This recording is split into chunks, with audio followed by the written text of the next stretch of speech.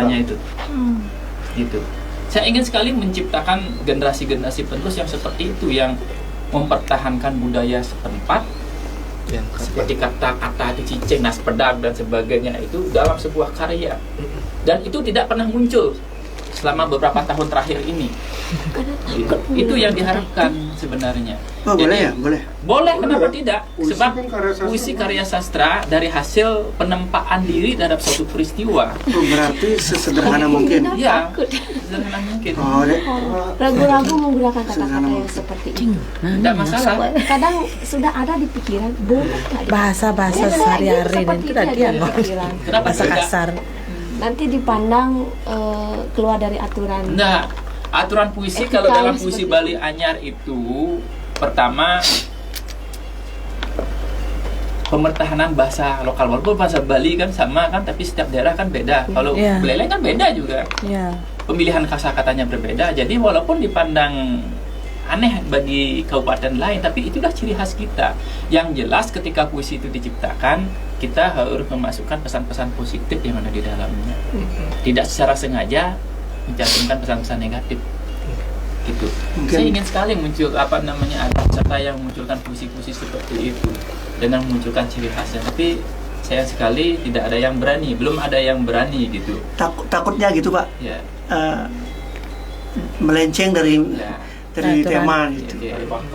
Iya, dari Nah, ada Dampak aturannya, kalau dalam puisi itu ada puisi lama dan puisi modern kan. Kalau puisi lama memang harus taat dengan aturan, satu bait itu 4 baris dan berirama AAA atau ABAB. Kalau puisi bahasa Bali Anyar, entah Anda satu bait itu 1 baris, entah itu 1 bait itu 10 baris, tidak masalah. Masalah itu kan. Itu perbedaannya. Kalau dalam puisi lama Indonesia dan mau puisi ada pati modern. bisa gitu kan. Gitu. Dan selama ini saya menjadi juri, siswa maupun pembina itu terjebak pada penggunaan diksi, paham yang i di belakangnya. Semua terjebak di sana. Sebab kalau semua terjebak di sana, perkembangan puisi hanya sampai di sana saja. Tidak ada perkembangan apa-apa. Gitu. Ada yang gaya bercerita, ada yang menggunakan majas, ada yang mengedepankan penggunaan gaya bahasa dan sebagainya. Itu sebenarnya puisi. Kalau puisi, sekali lagi saya tekankan, kalau puisi Bali Anyar itu sebebas-bebasnya kita mengekspresikan dalam batas berisi kandungan pesan yang positif. Makanya saya garis bawahi bahwa peran guru dalam pembinaan mencipta puisi terhadap anak itu 30% lah. Misalkan siswa sudah mencipta teks, Ya. lalu guru tinggal mengedit penggunaan kosakata dan juga positif negatif kandungan makna yang ada di dalamnya. Cuma itu aja peran guru, sebenarnya gampang. Biarkan mereka bertarung sesuai dengan kemampuannya masing-masing, walaupun puisinya sederhana tidak masalah. Gitu. Sebab dalam aturan penulisan puisi itu ada aturan seperti itu. Kreativitas, keaslian karya. Tapi karena kemarin tuh saya tahu dari pemilihan kosakata saja saya tahu. Gitu. Oh, ini bukan dia. Gitu. Iya. Tahu lah. Tahu, sangat tahu sekali. Apalagi kalau bahasa mau belajar forensik bahasa, forensik Iya. kata, forensik tulisan, ketahuan itu. Bahasa itu ditentukan oleh usia. Kalau anak usia SD kemarin sudah bisa menulis seperti ini, super sekali. Tapi itu sangat tidak mungkin. Ya. Gitu. Walaupun bahasanya sederhana, biarin dia. Kita cuma bisa menuntun agar karyanya itu kaya dengan kosakata, kaya dengan kandungan pesan-pesan positif, itu saja. Makanya kemarin saya menyampingkan ke orisinalannya itu. Gitu. Mungkin itu Kak Fajar. Sekarang kita akan parade puisi. Mungkin yang kebetulan ada Oh, oke, silakan. buatan sendiri. Oke, silakan. Boleh, nggih? Oke. Ini bagus ini ya. Ini polos saja nih. Iya, ya. Polos nih. Kebetulan judulnya polos. Lanjut. Iya. Om Swastiastu. Oh, Swastiastu. Polos kena lolos. Kekaryaan oleh titiang Gosuambe. Gumine jani sube wayah. Liu jadmane ngerakah. Liu jadmane punya. Lebihan kenah ne pongah. Jadmane polos kena lolos. Jadmane polos kena boros. Jadmane boros ngodagen polos. Kenane boros buin demen mongkos. I polos tusing ngidang ngomong. I boros demen ngongkong. I polos bengang bengong. Nanging i boros setate sombong. Jadmane polos kalahang i boros. Jadmane polos ungkulin boros. I polos tuah bisa mebaleh. I boros setate mapi ririh. Suksem. Yang mapi kulit, yang mapi riri. Cuman i boros tate mapi ririh. Ini ciri khas penulisan yang baru-baru ini ya, Iya. dimana masih mengutamakan permainan rima akhir. Ya, rima akhirnya kan, itu mempermainkan rima. Tetapi pesannya cukup mendalam.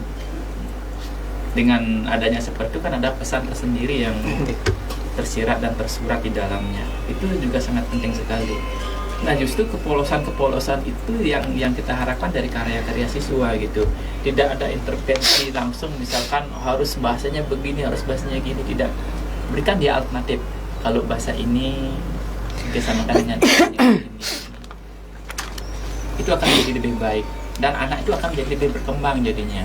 Kalau kita selalu mengintervensi lebih dari 60% ke atas, itu artinya kita mencekoki dia dengan kemauan kita. Gitu. Lama kelamaan dia akan seperti itu. Oke, berikutnya saya minta Ibu dulu. Oke, sama dari Ibu dulu. Saya bukan Senior jangan. Oke, silakan. Seniornya aja. Terus Bu. Seniorita. Sama-sama dulu Bu. Baca puisi. Aduh. Halo guys. Ada ke depan itu. benar-benar bukan membaca puisi. Inggih puisi puniki ketujuh sareng memen tiange ring disesangket taler matuan titiange ring disedepehe nggih. Niki memurde puisi Mimi kekardinin oleh Komang Sujano. Megantung-gantung bok akate tusing tain jerih nyun tuyuh selantang daoh pemenang Mimi statepuguh Hampir sama. sang surya mesundeh tan memilih buka bulan purnama galang ngegarin ikunang-kunang tresnane jimbar kadi segara tan petepi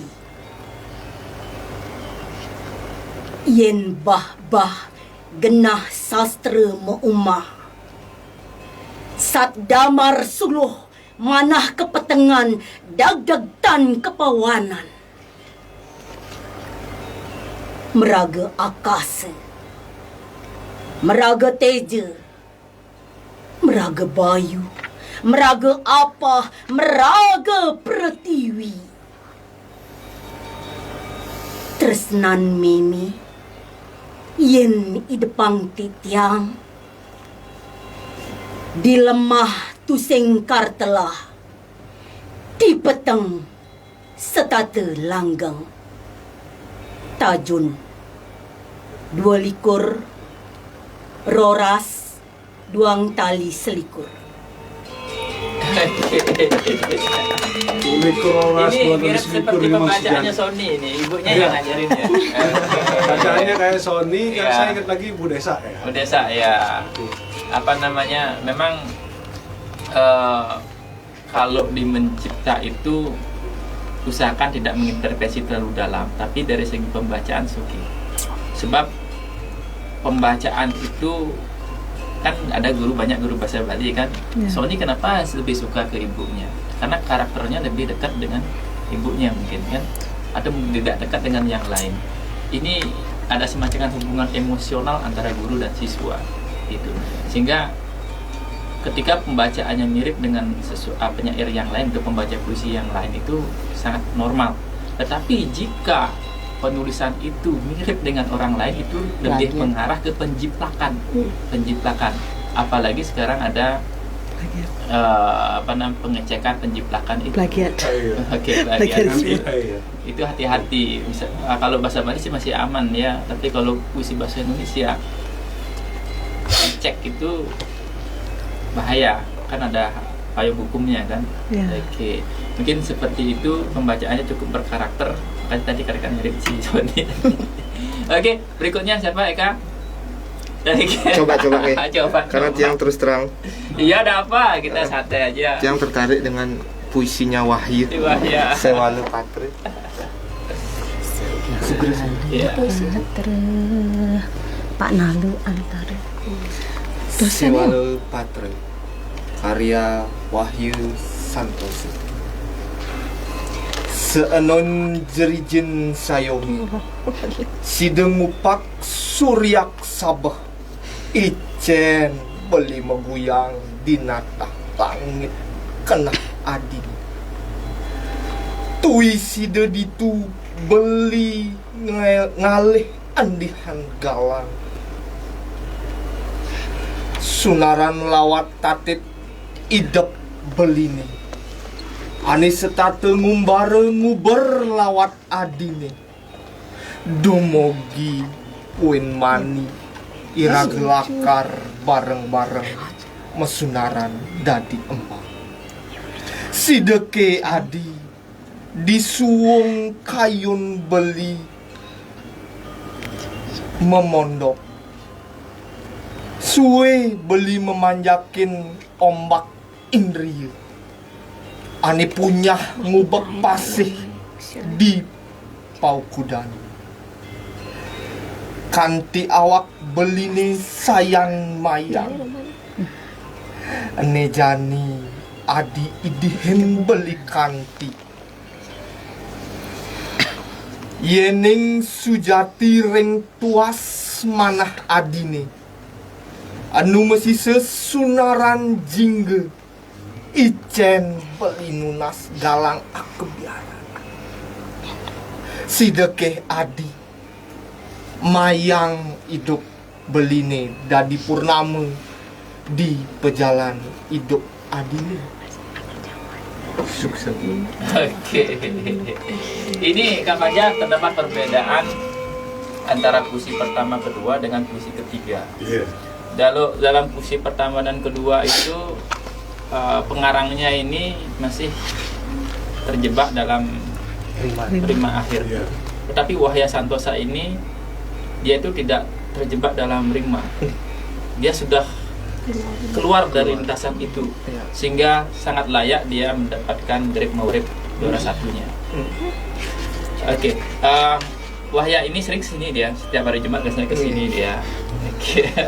Hari ini kok nggak ada ya? Biasanya Hari ini dia sedang berduka karena nikahnya ditunda. ditunda. Bukannya siapa? Ya. Bukan ada nikahnya. Mau nikah Ya ya. udah, jangan deh. Kita live dulu. Oke. Oh, ya. Oke. Iya. Oke, mungkin Teman minggu kuliah depan dulu. dia bisa hadir ke sini lagi gitu. Teman kuliah Tiang. Sebenarnya untuk acuan sastra itu ada banyak sekali. Ada puisi ceria seperti Samargantang, mungkin nanti cari di internet ya, puisi Samargantang. Stik kudu wawa samar gantang. Bawa Samargantang. Yang Ya, Nih. dia tuh Ngakak. seperti puisinya Sutarji ingin membebaskan kata dari makna. Tetapi ketika kata itu sudah terkumpul, maka akan muncul roh ketika dibacakan. Roh itulah yang sering orang-orang sebut dengan puisi lea. Gitu. Karena mantra dia dan awal saya bertemu dengan Bawa Samargantang tuh di Undiksa, dia diundang dalam sebuah acara, dan pada saat pembacaan itu memang semua yang mendengar itu merinding. Tetapi kalau sekedar membaca saja seperti tidak ada maknanya, tapi setelah dibacakan maknanya besar sekali. Itu bahkan mempengaruhi mental orang. Itu namanya puisi lea. Satu, ada yang namanya puisi kamar. Puisi kamar ini sederhana dia, tetapi tidak enak untuk dibacakan. Dan yang ketiga, ada puisi gelap. Puisi gelap itu adalah puisi yang tidak kita bisa taksirkan maknanya. Setelah baca berulang kali, baru akan menemukan maknanya. Dan ketika kita terus membaca lagi, akan menemukan makna lain. Itu namanya puisi gelap. Nah, dalam Kitupat Bahasa Bali, itu yang bahasa Indonesia kan, yang bahasa Bali ada puisi yang terjebak dalam rima akhir, tapi tidak salah. Tetapi ketika semua menulis yang berima sama seperti itu, maka perkembangan bahasa Bali akan sampai di situ saja. Dia puisi Bali just segitu aja gitu. Harus ada terobosan Iya. tertentu. Penerobosan dengan cara bercerita puisinya Wahya. Nah, itu ada terobosan baru. Sehingga yang ikut grade Maurib itu lumayan banyak loh. Dan setelah saya baca-baca memang semua terjebak dalam itu. Itu tidak lepas, tidak keluar dari pakem. Kalau puisi Wahya keluar dari pakem gitu. Kalau di Sujana itu kuat dengan rima-rimanya. Gitu. Itu pandangan saya terhadap kedua karya penyair besar Buleleng bahasa Bali ya. Dan siapa yang lebih berkarakter, tentunya berkarakter tidaknya puisi itu tergantung dari siapa pembacanya. Kalau pembacaannya bagus, berarti berkarakter. Dia bisa mencari makna, meresapinya. Pembacaan puisi kan meresapi makna dalam puisi. Begitu meresapi, maka puisi itu akan muncul roh dia. Dan ada buku puisi menciptakan roh dalam puisi, ada judul buku seperti itu. Boleh nanti baca-baca itu. Bagaimana memunculkan roh dalam puisi itu, baik dari segi penciptaan dan dari segi pembacaan. Kalau dalam penciptaan dan pembacaan, contohlah puisinya Samargantang. Kalau dalam pembacaan, Pak Sujana, walaupun kurang mantap, tapi dia sudah mulai. Tapi ketika puisinya Pak Sujana dibacakan oleh anak didiknya, wow, keren sekali. Keren sekali. Kemarin saya undang 2 kali anak didiknya yang dapat juara 1 ini. Sebelumnya dapat juara 1 Festival Bali Jani kalau tidak salah. Memang pembacaannya berkarakter sekali. Di dalam satu bait, kapan koma, kapan jeda, kapan omongannya keras, kapan mengecil. Mengecil bukan berarti kecil tidak terdengar, tapi tetap terdengar oleh audiens gitu. Itu yang diharapkan. Kadang ada yang mengecil sampai tidak terdengar, seperti membisik, itu salah sebenarnya. Dan syarat pembacaan puisi yang baik adalah pertama, baca judulnya. Setelah itu pengarangnya. Lalu jeda. Dalam jeda ini pertama untuk memasukkan, mengingat kembali, dan jedanya itu tidak panjang. Menciptakan karakter sendiri. Baru pembacaan, baru tempat dan tanggal dibuatan puisi. Itu namanya titi mangsa. Dan itu wajib ada dalam puisi. Itu. Jadi itu bisa dijadikan acuan ketika kita membacakan puisi pada anak. Titi mangsanya itu harus jelas. Temanya harus jelas. Dan isinya tidak lepas dari tema dan judul. Dan itu memang sulit, tetapi ketika kita mengajarkan, itu sebuah tantangan yang harus kita taklukkan sendiri. Makanya ini kita katakan guru-guru hebat bisa mengintervensi anak untuk menciptakan karya yang wow gitu. Tapi walaupun itu kan bagus juga kan, dampak negatifnya ada, dampak positifnya ada juga kan. Dampak positifnya mungkin setelah dia menang, dia akan termotivasi. Tetapi jangan terus digitukan. Itu aja kuncinya. Oke, pembacaan berikutnya siapa? Silakan ya. Tadi saya berkesan sekali bacaan Eka ya. Iya. Karena saya sering sekali mendengarkan bacaannya Wahya. Jadi seperti kata Pak Edi, dulu kan penulis puisi belum tentu bisa baca. Iya. Ibu tadi Iya. kan. Ini Eka sudah itu luar mengikuti biasa. alurnya dia. Ya, keluar dari Wahya itu sebenarnya. Iya. Ya, kan? Dan kita tahu bahwa itu ceritanya Wahya merayu sang Benar, calon iya. istri. Karena yang uning sekali Wahyu sejak zaman kuliah. Serius. Wahya ini diomongin Wahya. Tak dengar dia. Pun begitu nggih. Iki berbicara karakter. Iya. Saya mau nanya nih. Nah, setiap penulis kan memiliki Iya. masing-masing karakter. Iya. Nah, terus apakah sama seperti bernyanyi? Mm. Sama seperti nyanyi, setiap penyanyi kan memiliki karakter yang beda-beda, Iya. vokal, suara dan sebagainya. Nah, kalau ada orang lain yang menyanyikan nyanyian itu, seharusnya kan harus bisa improv itu beda caranya bernyanyi daripada yang penyanyi aslinya. Pertanyaannya, apakah harus beda dengan karakter penulis aslinya atau harus sama? Iya. Begini saya jelaskan episode bareng di rumah dan di studio ya. Tugas dari seorang penyair adalah menciptakan sebuah karya puisi. Setelah puisi itu tercipta dan dibaca oleh pendengar, maka ketika dibacakan sudah tidak ada hubungannya lagi dengan karakter si penulis. Kita. Sebab satu puisi saya tafsirkan begini oleh si penyair bisa ditafsirkan beda oleh Membaca. yang lain yang baca.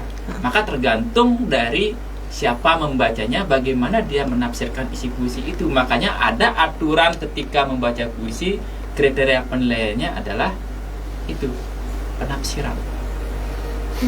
Misalkan ini puisi sedih, tapi bagi dia ini puisi gembira. Bagaimana menafsirkan puisi gembira itu? Nah, itu Bagaimana mengungkapkannya dalam bahasa puisi itu? Itu ketika sudah selesai ditulis, itu sudah bukan hak dari penyair itu sendiri untuk menginterpretasikan itu sebenarnya. Sesuai dengan Oke, mungkin siapa lagi? Gimana Ibu? Ibu mungkin apa Bu? Santai aja biar ada pemahaman lah. Jadi pula ya. saya benar-benar enggak Iya, ada apa-apa, santai aja, ada usah. Ini ada Yang lain. AC dan ada kipas angin. Ini panas. Tapi panas. Panas di dalam. Panas dari dalam. Panas di dalam. Kan beda kan kalau mau nyuruh siswa, kamu harus ini gitu gini. Kira kita kan. Oke. Ada apa, santai aja. Tidak ada remedi Bu, santai. Ya. Panas di dalam. Ampuran Niki, Oke, ceritanya oke, di oke. sini. Sinawat ini. Yang coba Oke, nih, oke. kalau nanti tidak sesuai ampun ya. Yang menyesuaikan siapa? Iya, pasti. Kakardi oleh Made Edi Arudi. Tiang wanta iya pasti. Iya ning dani batu kang. Iya pasti. Pacang ike batu kang. Tiang wanta iya pasti. Satya mejujuk tanpa baju. Boya je pamer isin baju kutang.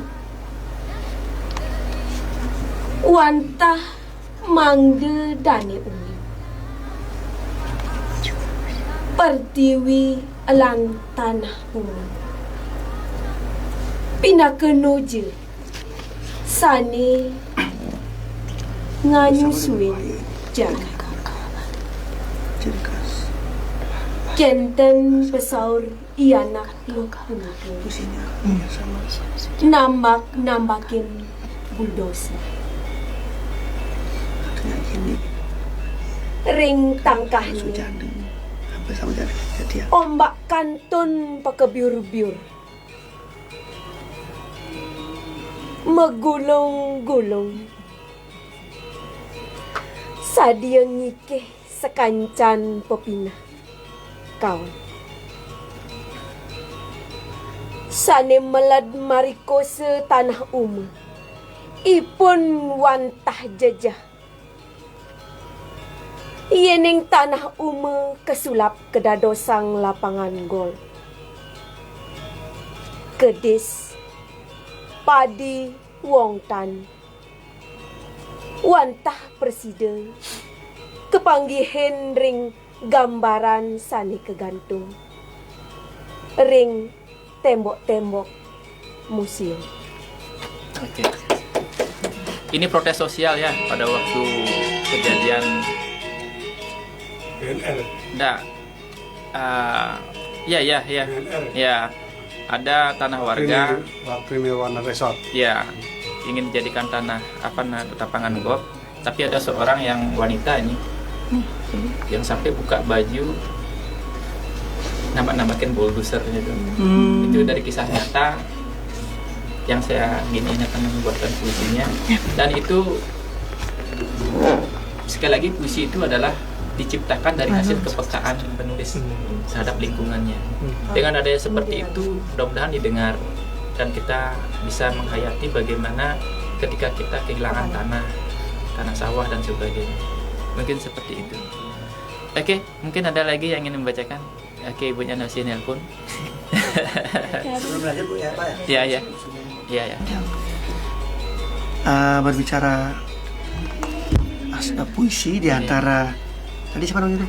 Wahyu Ya. sama Pak Edi penilaian bukan penilaian kesukaan gitu ya. Iya.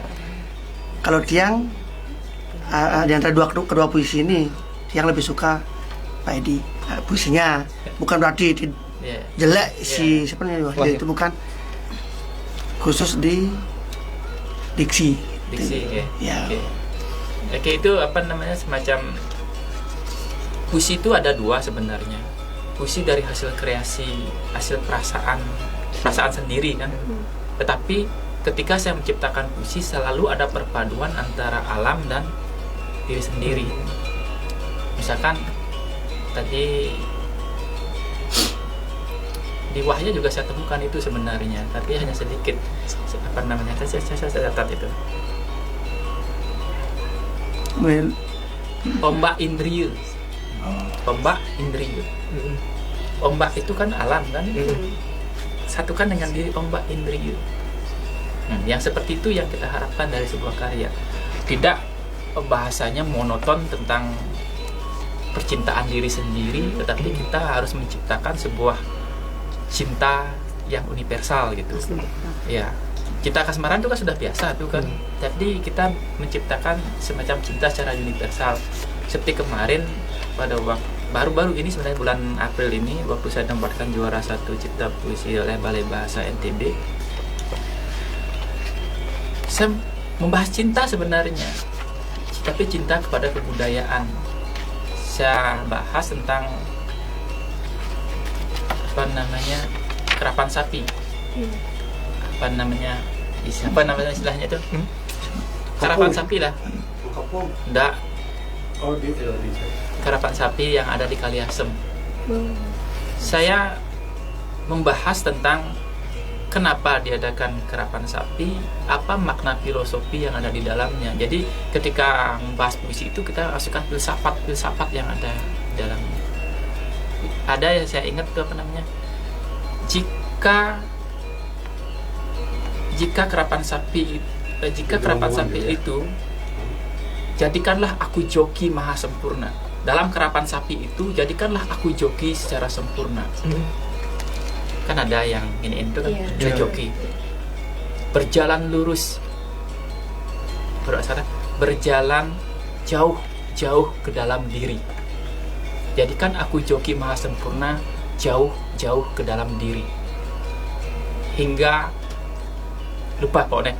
Itu semacam perpaduan. Joki itu berlari jauh, bukannya berlari jauh keluar, tapi ke dalam diri. Artinya kita harus mencari ke dalam untuk meningkatkan diri. Misalkan begini, tujuan Trisandhya kan seperti itu, pagi, siang, malam Trisandhya. Setelah Trisandhya itu harus menyadari Trisandhya siang hari, apa kesalahan saya dari pagi sampai siang, refleksi itu, lalu perbaiki dari jam 12 sampai jam 6 sore. Lagi sepanjang refleksi, perbaiki. Dan itu tidak hanya dalam ucapan dan pikiran, tapi di perilaku. Dan itu akan meningkatkan tingkatan kita secara terus menerus, dan itu akan mencapai tujuannya adalah untuk moksata, untuk mencapai moksa. Istilah balenya nandurin karangawa. Ya, itu dah. Oke. Sudah 56, masih ada kesempatan Kak Fajar? Lagi satu puisi ada? Oke. Oke, ada satu puisi aja. Oke, Ibu. Oke, silakan. Dari sana aja santai. Oke. Dia tertawa. Tiang coba nge. Iya, enggak apa Ibu. Jangan. Tiang Sekali lagi udah ada remedi. Ada remedi kok. Ya, seperti itu. iseng kekardinin oleh Made Edi Arudi. Nyisengang inde inguni skadinyan tosang taru maikut ipidan isengi mantuk ke tanah witen pegat-pegat panyingakane bunga pacang nyingak sekancan sane ketolih gadang isengi mailutan melet mirengang wong tani kuok-kuok ngulah kedis sane maling tetanduran mangkin isengi tamis-tamis padem kalilik rodan gala ring tanah wit saban bucun ume sampun ketandurin beton kekidungan jagat sesuiran kedis ical wantah gending-gending maksiat ngebekin ambare metu saking kafe-kafe rebreb mangkin kapasti kayang iseng tiangi yukti padem. Oke, itu Kak Fajar. Itu kritik sosial sih sebenarnya. Luar Semua biasa kritik Kak Edi ya. sosial. Itu karyanya Kak Edi yang luar biasa menurut saya. Pembacanya juga luar biasa ya. Ibu dari SMP Negeri 2 Kubu Tambahan. Oke Kak Fajar, ini sebelum kita mengakhiri saya ucapkan terima kasih pada ibu guru yang spesial untuk hadir di sini mendampingi anaknya maupun tidak mendampingi anaknya, tapi ini berkontribusi secara maksimal untuk pemertahanan bahasa Bali guna mewujudkan generasi penerus kita yang berbudi pekerti ya. Jadi jangan bosan-bosan untuk membina anak dalam berkarya sastra, sebab karya sastra itu berperan 100% berperan, walaupun tidak seperti nyegut tabir sekarang makan sekarang lalah, tapi itu akan menjadi bekal seumur hidup mereka gitu. Dan itulah pahala dari seorang guru ya. Kita akan mendapatkan hal-hal positif juga ketika kita mengajarkan hal baik pada anak kita. Oke, terima kasih Bapak Ibu guru, adik-adik yang sudah hadir ke studio, dan ditunggu lagi kedatangannya mungkin pada pertemuan-pertemuan yang berikutnya. Oke Kak Fajar, terima kasih ke PS Radio Barong yang di rumah dan di studio. Sampai ketemu lagi. Salam. Dengan demikian berakhir kita sastra 45 kali ini. Saya atas nama tim kreatif Radio Barong yang hadir saat ini ada Edi Arudi, Harta Wijaya dan Chandra Wijaya. Dan terima kasih buat ibu-ibu, bapak guru dari SMP 2 Sawan, SMP 2 Tejikule, dan SMP Negeri 2 Banjar beserta anak didiknya. Semoga ke depan kita masih bisa sambung lagi pertemuan seperti ini dan tentu menghasilkan hal-hal yang lebih baik lagi. Dari Studio Barong, saya undur pamit untuk jumpa lagi minggu depan.